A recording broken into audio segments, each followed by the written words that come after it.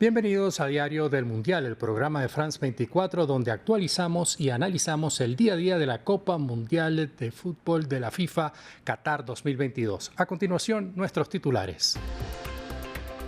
Asia tiene otro representante en octavos. La selección de Corea del Sur venció a Portugal y se clasificó segundo en el grupo H. El resultado dejó fuera de la segunda fase a Uruguay, selección que superó a Ghana, pero no le alcanzó para alcanzar los octavos.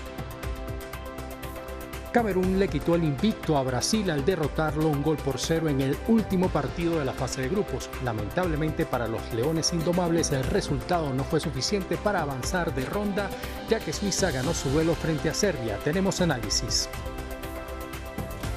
Están definidos los octavos de final. La fiesta de eliminación directa comenzará este sábado con los partidos entre Países Bajos y Estados Unidos y Argentina enfrentando a Australia. Analizamos la previa del compromiso. Y para analizar todo el acontecer de cada jornada, contamos con la presencia de Octavio Sacio, periodista de la emisora Blue Radio en Colombia. Bienvenido, Octavio. Hola, Luis, un gusto saludarte, como siempre. Y también aprovecho para darle la bienvenida a nuestra enviada especial en Qatar. Comenzamos por Natalia Ruiz. Saludos, Natalia. Más adelante estaremos conversando con ellos, con Natalia y con Juan desde Qatar. Pero de esta manera comenzamos entonces hablando de Corea del Sur, porque es una selección que regresa a unos octavos de final, instancia a la que no llegaba desde la Copa del Mundo de Sudáfrica en el año 2010, cuando avanzó como segunda en su grupo, que fue liderado al final por Argentina. En Qatar 2022, Corea del Sur superó en el último partido a la selección de Portugal con marcador de 2-1, un encuentro que tiene un antecedente dentro de Copas del Mundo, ya que si evaluamos lo que fue el torneo del año 2002, donde los coreanos fueron locales junto a Japón, allí se enfrentó contra Portugal y consiguió un importante resultado. Octavio, quisiera hablar contigo lo referente a esta selección de Portugal, una selección de Fernando Santos que quizás, ya sabiendo que estaba clasificada, no se esforzó al máximo en este partido frente a la selección de Corea. Sí, Luis, hay momentos y transiciones en esta Copa del Mundo, sobre todo yo creo que por el tiempo en el que se juega, por la forma en cómo llegaron las selecciones y los países, con el cansancio acumulado que ha significado jugar en esta etapa del año y por todo lo que ocurrió antes, porque evidentemente es un mundial atípico, que los entrenadores han tomado ciertas decisiones. No es casualidad que por primera vez en la historia de los mundiales no haya ningún equipo que haya ganado los 3 partidos en la fase de grupos. Y eso tiene que ver también con el hecho de dosificar. Lo hizo Didier Deschamps con Francia, sabiendo que solo un desastre lo iba a sacar del primer lugar. Lo hace Brasil, lo hace Portugal. Y digamos yo, más allá del resultado, que termina siendo una derrota, una victoria en favor de Corea del Sur, que a Corea del Sur le significa el hecho de clasificarse, yo creo que los portugueses en el fondo prefieren descansar un poco y evitar esa fatiga que evidentemente haber ganado los 3 partidos que matemáticamente no se le hubiese significado ningún cambio. Así que me parece inteligente en cierto modo incluso que los entrenadores puedan dosificar un poco a sus jugadores, pensando evidentemente que a partir del día de mañana comienza la verdadera Copa del Mundo. Para muchos. Pero Octavio, quisiera también hablar un poco de esta selección de Corea. Regresa a unos octavos de final y podríamos hablar que es un equipo que ha ido de menos a más a lo largo de este torneo. La verdad es que me gusta mucho lo que está pasando con los equipos asiáticos, sobre todo con Japón y con Corea del Sur. Me hizo recordar el Mundial de Corea y Japón 2002, que evidentemente estuvo lleno de mucha polémica, pero que Corea del Sur tenía un equipo muy entretenido, que marcó evidentemente un antes y un después, que quedó 4º lugar en aquella competencia. Evidentemente es como tú dices, Luis, este equipo ha ido creciendo, ha ido mejorando, a pesar de que en el medio tuvo ese accidente que no pudo conseguir los puntos en su partido frente a Ghana, pero jugó muy bien frente a Uruguay y hoy hizo lo que tenía que hacer. A Corea del Sur le importaba poco si Portugal le ponía suplentes o no. Corea del Sur tenía que ganar el partido. Y la jerarquía de Son, que demuestra por qué juega en la mejor liga del mundo, terminó dando esa diferencia, porque el pase de Son para el 2-1 y la victoria final termina siendo pase de un jugador de su jerarquía, de su trayectoria. Entonces, me parece que más allá de lo que pase y si Corea queda o no queda entre los 8 mejores, ha sido muy bueno lo de Corea y lo de Japón y merecen evidentemente estar en esta fase de la Copa. Muchas gracias, Octavio, pero vamos a aprovechar para saludar a Juan Pupiales, nuestro enviado especial en Qatar y quien estuvo en este compromiso entre Portugal y Corea del Sur. Saludos, Juan, desde acá, desde Bogotá. Buenas noches para usted allá en Qatar. Juan, quisiera hablar un poco de las sensaciones que dejó en el estadio esta victoria de Corea del Sur frente a Portugal en la jornada de hoy. Deja una sensación de que se hace justicia con una selección que yo me he cansado de decir aquí en este programa, que juega bien al fútbol, y el fútbol estaba siendo muy cruel con Corea del Sur porque casi que se queda por fuera de los octavos de final. Hoy consiguió seguir fiel a su estilo, dominar bien la pelota, jugar con un fútbol ofensivo y agradable, y hoy obtuvieron su premio y de una manera muy bonita, diría yo, remontándole a una selección de Portugal que obviamente saltó al campo lleno de suplentes, pero finalmente una victoria contra una selección europea, contra una selección como la de Portugal, que es una aspirante al título.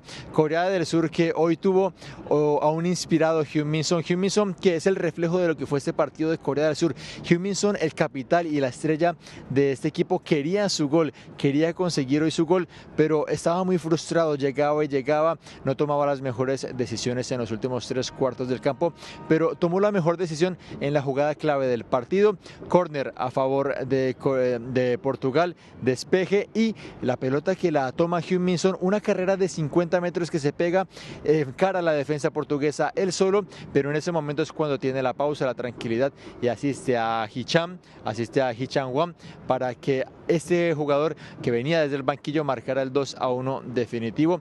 Luego vimos como Heung-min Son, cuando se confirmó el pase a octavos de final para Corea del Sur después de esa victoria de 2-0 de Uruguay, cómo se quitó la máscara, la tiró al suelo y empezó a llorar de rabia. Eso es lo que refleja ese equipo que se mantuvo, ese equipo surcoreano que se mantuvo fiel a su estilo y que obtuvo su premio, que el fútbol de alguna manera premia a Corea del Sur con esta clasificación a octavos de final. Le falta, eso sí, todavía el gol a Heung-min Son.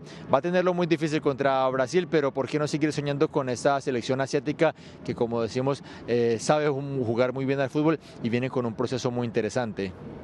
Ahora, Juan, a lo largo del partido también vimos al entrenador Fernando Santos de Portugal retirar de la cancha a su mejor jugador, o a quizás uno de los emblemas de esta selección lusitana, como lo es Cristiano Ronaldo. Salió al minuto 65 y salió muy molesto del gramado.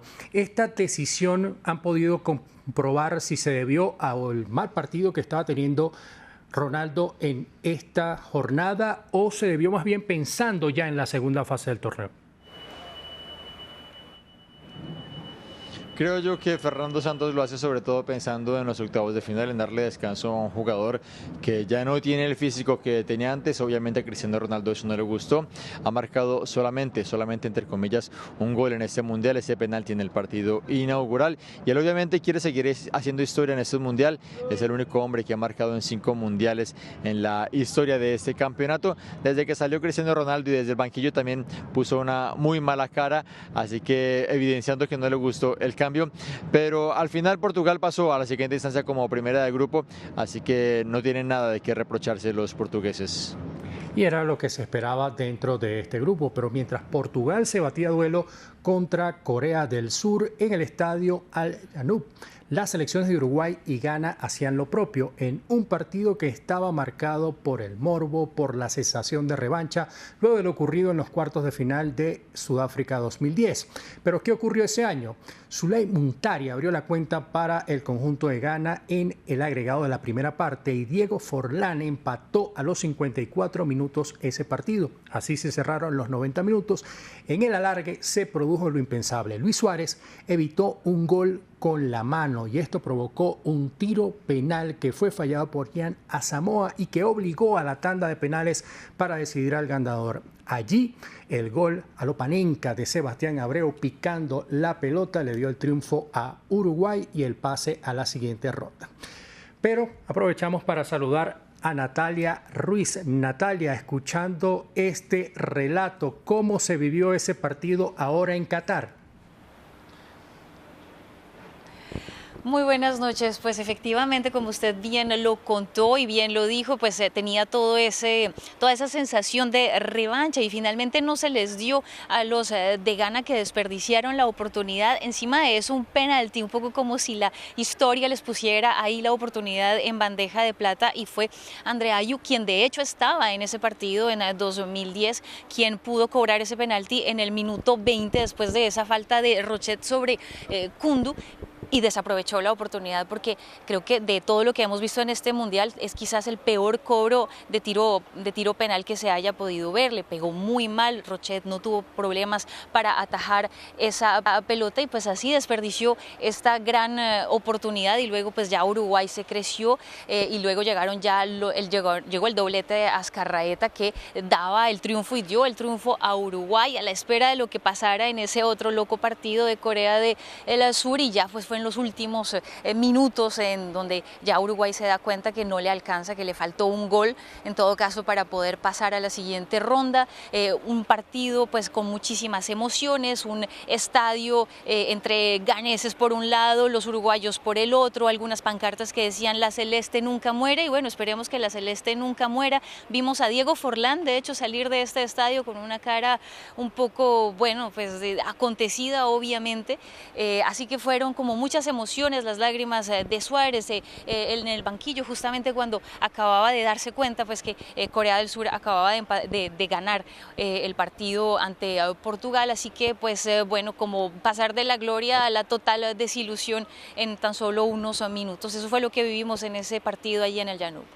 Imágenes impactantes, la de Luis Suárez llorando en el banco al percatarse que había anotado el segundo gol Corea del Sur. Pero Octavio, hablemos un poco cómo analizar esta salida temprana de Uruguay dentro del torneo, si tomamos en cuenta que era una selección que por el proceso que venía viviendo con Diego Alonso se esperaba que podía estar en instancias decisivas dentro de este torneo en Qatar. Este partido, como decía Natalia, es para un documental perfectamente. Estaban en la tribuna Diego Forlán y el Loco Abreu, dos de los protagonistas de aquel partido frente a Ghana en el Mundial de Sudáfrica.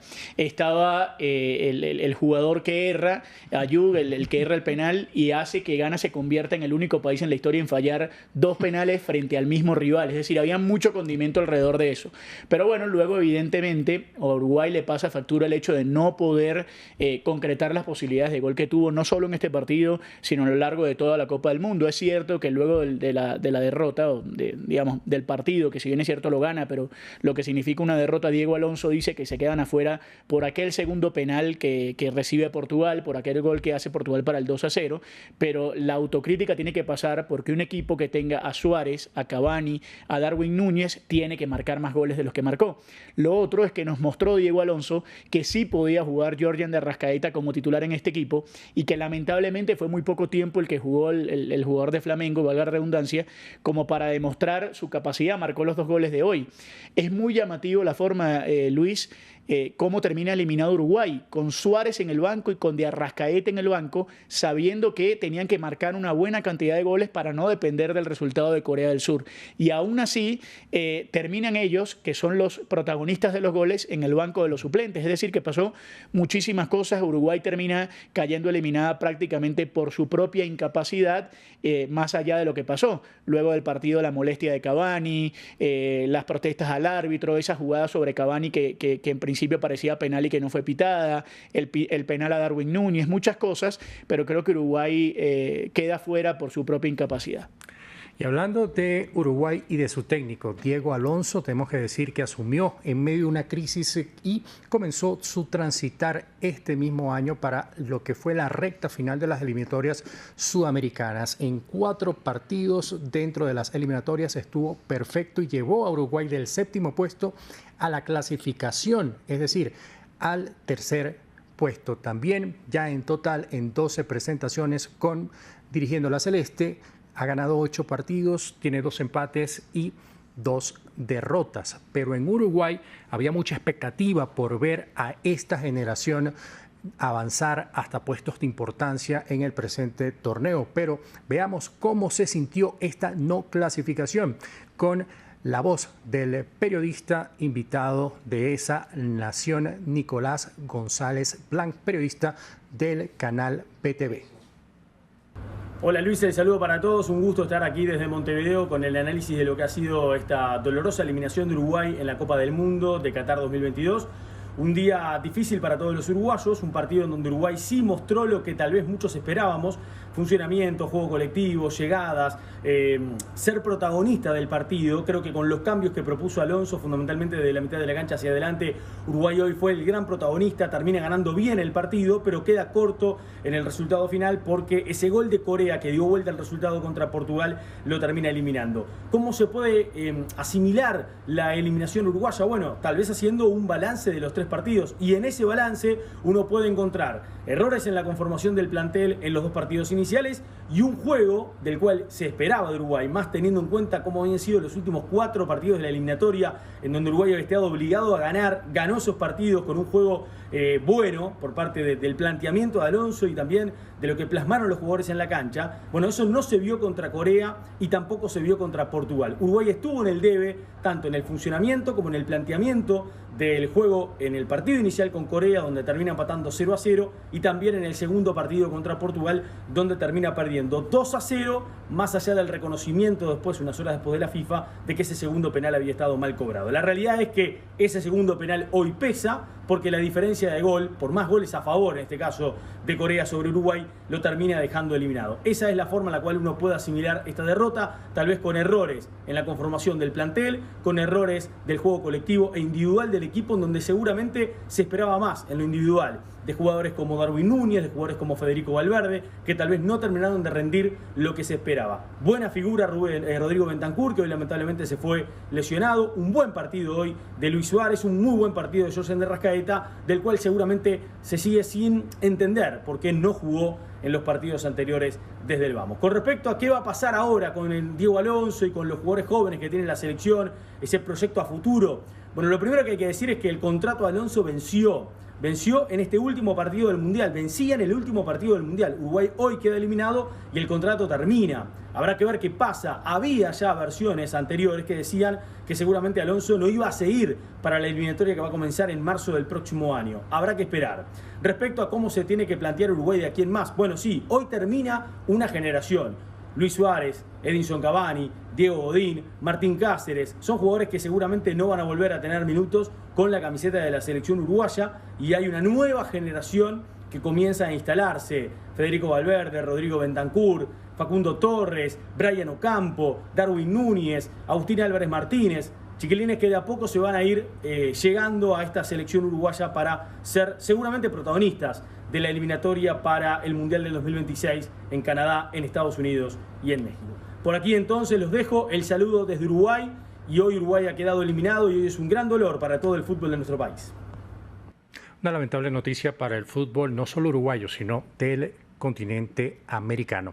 Pero en otro duelo, ya hablando del grupo G, el que cerró esta fase de grupos, Camerún derrotó a Brasil 1-0. Vicent Abubakar, en el agregado de este compromiso, anotó tras un contragolpe camerunés. Juan, ¿qué sensación nos deja y qué se puede decir de Tite, que descansó a varios de sus jugadores pensando ya en el partido de la segunda ronda frente a Corea del Sur?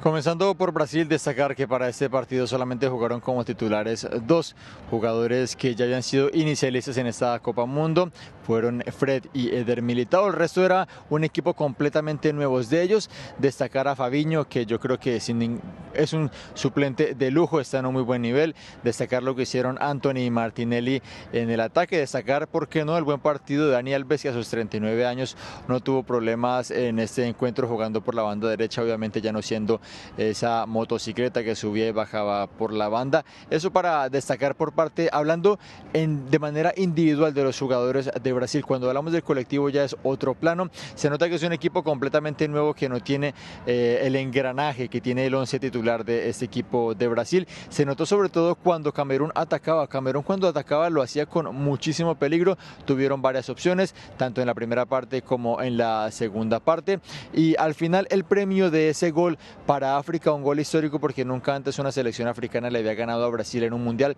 Brasil en 7 encuentros se le había ganado esos 7 partidos a las selecciones africanas en la Copa Mundo. El premio llegó para Vincent Aboubakar, un jugador que hizo un despliegue físico enorme. Hasta hace un tiempo se lo acusaba de estar gordo y demostró que está más en forma que nunca. Lo vimos correr por todo el campo. A él le sacaron una amarilla por bloquear una jugada, un ataque clarísimo que, si no me equivoco, fue de Rafinha, y luego cuando marca el gol es donde recibe la otra amarilla. Es un reflejo de lo que ha sido este jugador en este encuentro, en defensa y en ataque.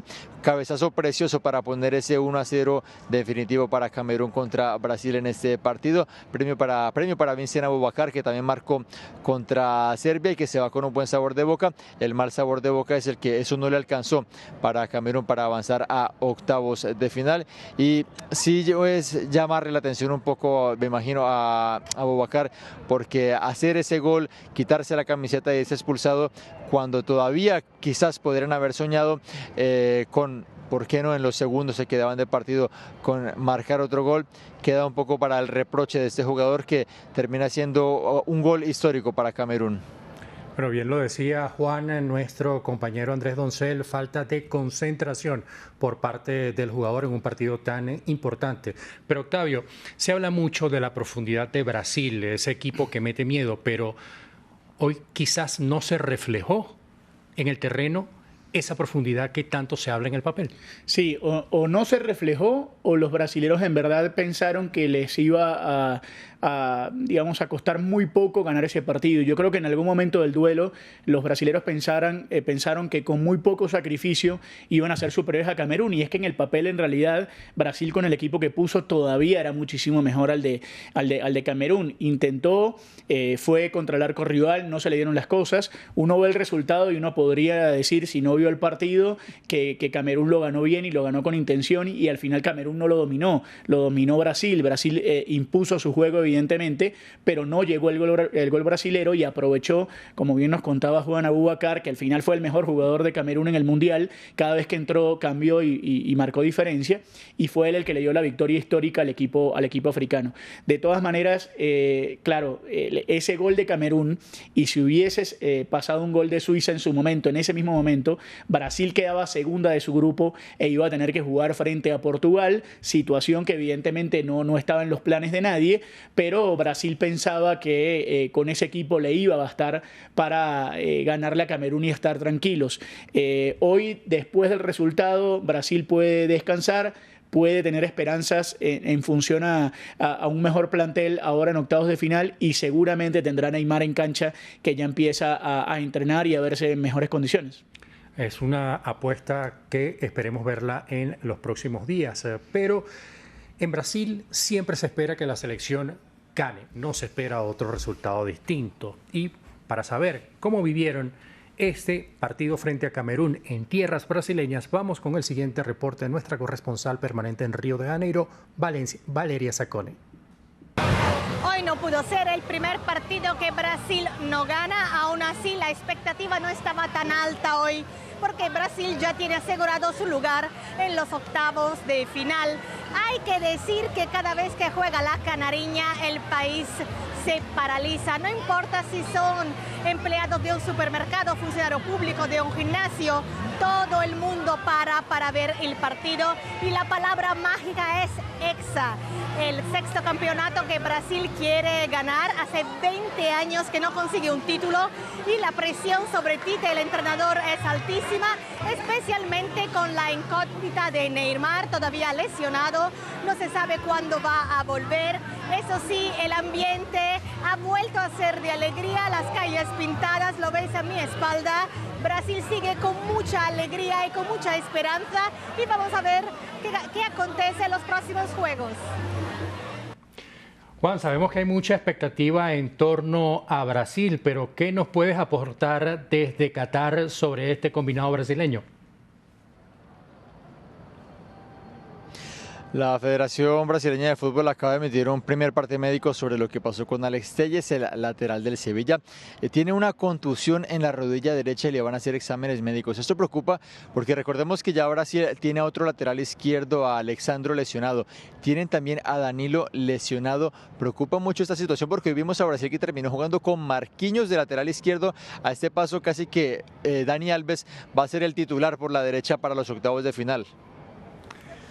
Noticia que preocupa dentro del combinado brasileño, pero por este mismo grupo la selección de Suiza consiguió un triunfo de 3-2 ante la selección de Serbia.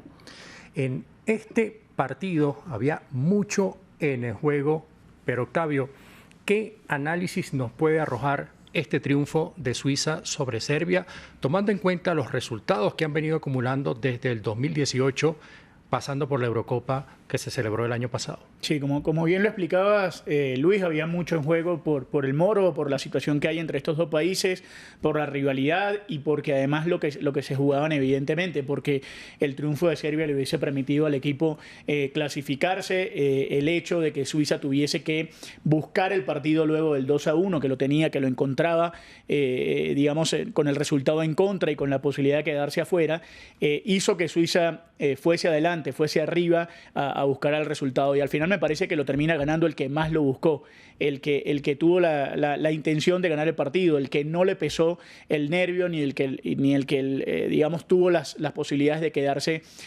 pensando simplemente en eso, en el temor de quedar eliminado.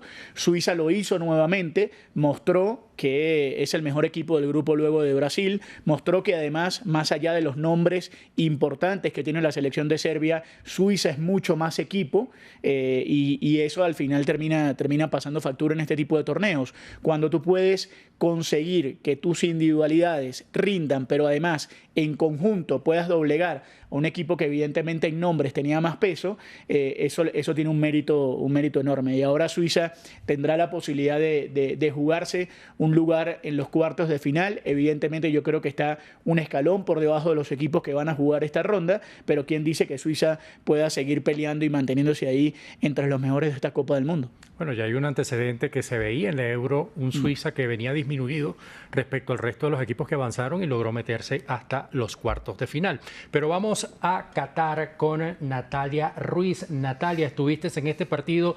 ¿Qué detalles podemos obtener del mismo? Sabemos que es un partido que tenía unas ciertas connotaciones extradeportivas que se estaban viviendo en el mismo.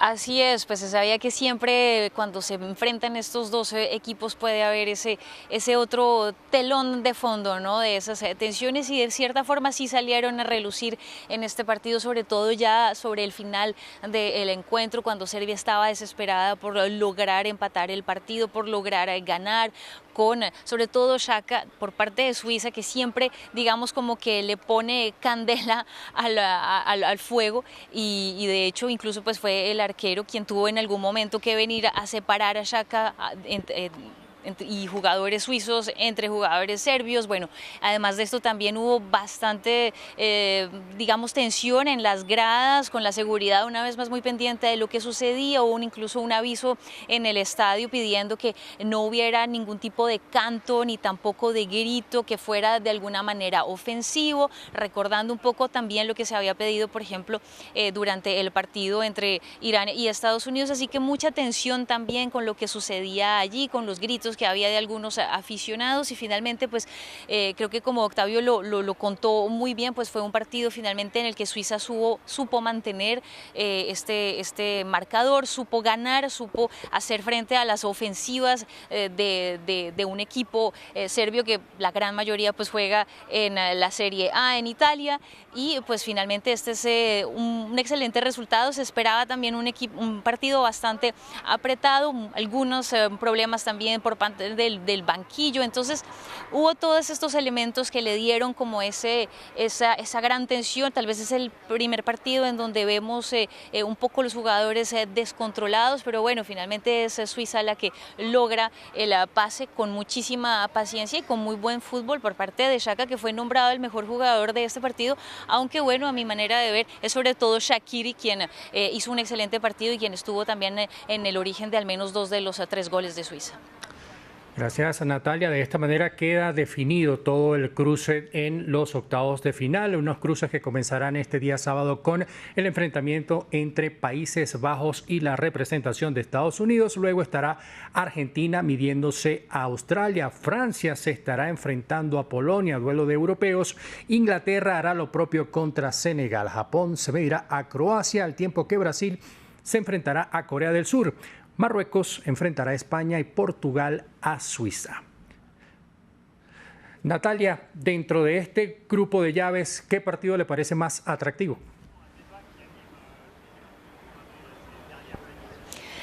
Pues creo que cruces muy interesantes, incluso el que comienza esta fase ya de octavos, que es entre Países Bajos y Estados Unidos, para saber si Estados Unidos pues logra mantener ese nivel que ha venido mostrando en estos 3 últimos partidos, pero creo que uno que puede ser muy interesante, con muchísimas emociones y de pronto con muchos sobresaltos, puede ser el partido entre España y Marruecos. Marruecos que viene haciéndose un camino muy bonito en este mundial, creando una gran sorpresa y sobre todo pues mostrando el fútbol africano quizás en su mejor esplendor, así que me iría por ese cruce que ya vendrá dentro de unos días entre esas 2 selecciones, más teniendo en cuenta lo que sucedió con España el día de ayer, de cómo Japón pues los puso patas arriba, después de que venían tan confiados, ¿no? Esa selección de Luis Enrique incluso, el que le preguntan al final de ese partido, ¿usted supo que durante 3 minutos España estaba por fuera del mundial? Y dijo, no, ni siquiera me había dado cuenta, me hubiera dado un paro cardíaco.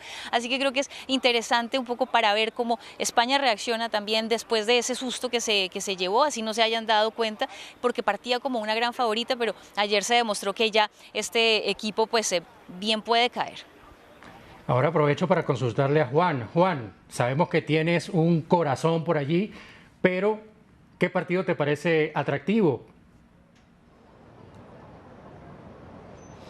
Efectivamente, ese encuentro entre España y Marruecos es atractivo, más allá de por lo cultural y lo político, que tantos nexos que comparten esos 2 países, porque son 2 equipos ofensivos, 2 equipos que van a disputar la pelota, a atacar, así que seguramente que será un buen intercambio de fútbol. También muy interesante ese Francia-Polonia, para mí uno de los mejores ataques del Mundial contra una de las mejores defensas de esta Copa Mundo. El seleccionador Didier Deschamps, que en los días previos a este enfrentamiento ya ha estado entrenando los penaltis. Muchísimas gracias, Juan, Natalia, por sus intervenciones. Octavio, quisiera saber, además de cuál es tu partido o cuál te parece más atractivo en estos octavos de final, brevemente hablar un poco de las críticas que hay respecto a los tiempos de recuperación. Argentina jugó su partido, tiene que jugar el día de mañana, viene de jugar el día martes, y Brasil hará lo propio con Corea en unos pocos días.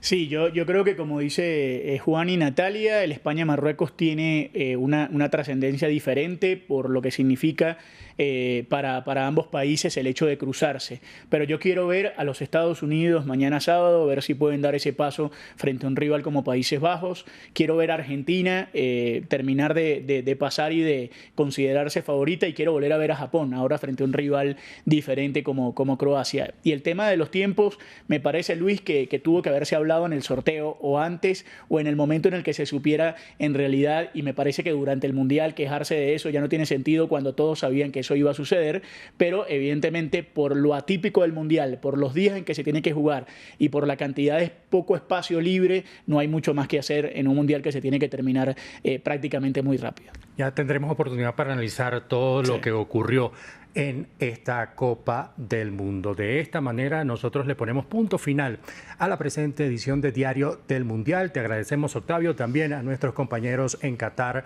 Juan Pupiales y Natalia Ruiz. Ustedes sigan con más de la programación de France 24 y también France24.com.